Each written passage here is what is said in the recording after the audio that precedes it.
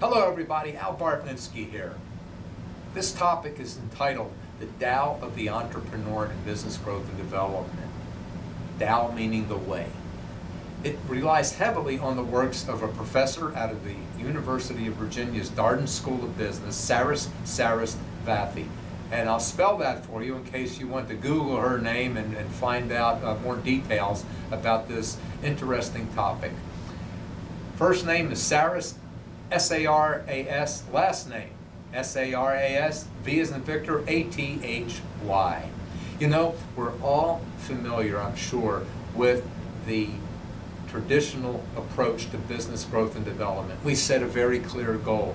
We evaluate the means to get there. We research, we analyze, we forecast, we plan, we get the money, and then we implement.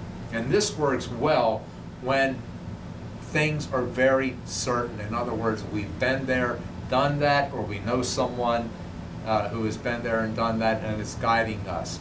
You know, for entrepreneurs, whether you've been in business for a while and know that you have to do something different, you're just not quite sure what, or you're just thinking about going into business and don't really know what you want to do. The way of the entrepreneur works well under great periods of great uncertainty. And it's called the effectual, or the creative approach. And it truly is an adventure. First of all, you don't even start off with a goal other than you know you have to do something. You don't know what it is. So it's a journey, an adventure, if you will, of discovery, of innovation, of collaboration, all very important. And you create a future, again, even if you're not sure of what that future is going to be. And each step in the process will reveal what the next step is. That's the whole purpose of it. And in time, your future will take shape. You use what you have and you brainstorm possibilities about how you can make money, or at least a provisional next step that you can take. 3 examples. 1, a cook with leftovers. We've all been in that situation. We open the refrigerator, we really don't want to spend a lot of time cooking, and there is last night's meal, but we don't want to eat exactly that again. However, we have other ingredients in the pantries and in the refrigerator, and we ponder ways that we can add these ingredients in a way that would make it a pretty palatable meal. And so we sit down and eat the dinner with the family, we evaluate it, we ask the family what they think, and they said, well, if you did a little bit more of this or a little bit less of that, whatever it may be, you take that feedback and you try it the next time, and you may get to a masterpiece of a recipe. Also, failure can bring about viable products. I think the term is serendipity, in fact. Think of Post-it notes. You know, in Post-it notes, they were created, the chemist at 3M back in the 60s wanted to make a super glue, and he failed miserably, but he didn't give up. For 5 years, he was known to walk around and talk to people when he had the time, telling them that he had a solution to an undetermined problem at that point. And so in about 5 years, one of his colleagues came up with the idea of taking that glue and putting it on the back of yellow paper. Why yellow paper? That's all that was in the office at that moment. And they stuck it on a wall and found out that it didn't damage the finish. And lo and behold, now we have Post-it notes. And also, a hobby, figure out a way that you can make money with your hobby. You know, back in 1966, my father and I started martial arts training. And in 1971, we decided to open a martial arts school.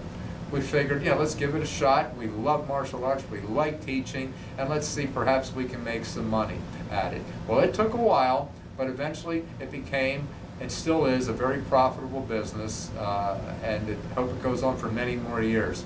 So what are the specific steps here? Let's delve down a little bit. So we need to take an inventory of who we are, okay? What our personality traits are. Are we a self-starter?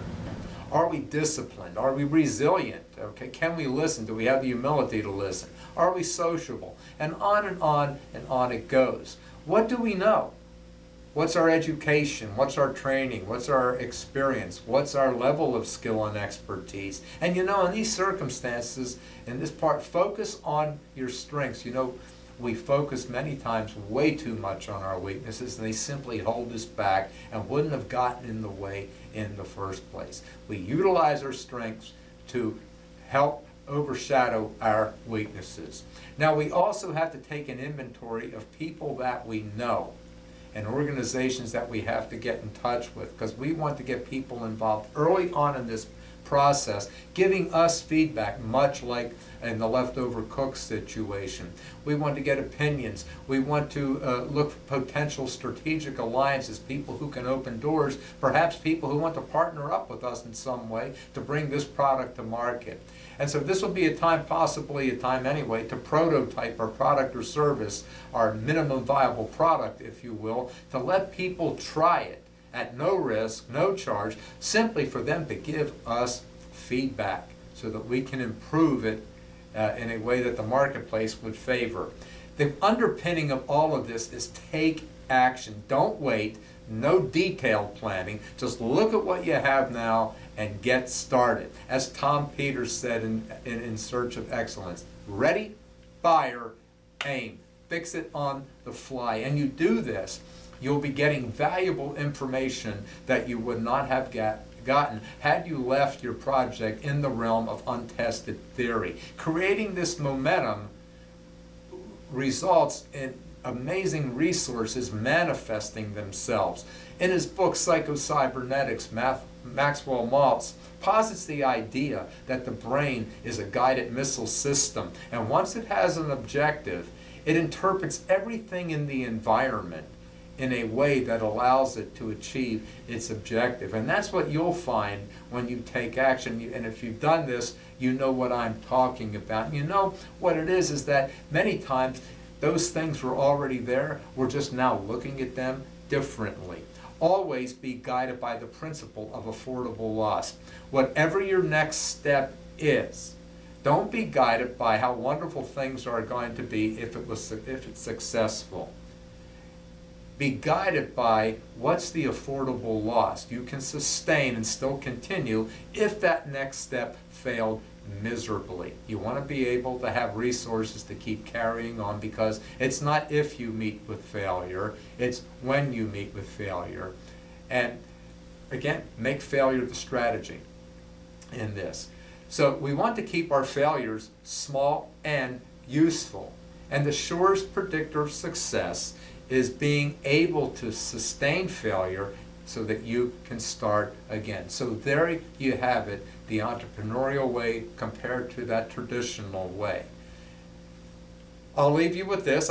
First of all, I hope you found this valuable, useful, and you can look up Sarah Sarasvathy if you want more information on the details of this entrepreneurial studying that she's been doing for many years. I'll leave you with this quote from Tennessee Williams. There is a time for departure, even when there is no certain place to go. This is Al Bartlinski signing off. Until the next time, see you.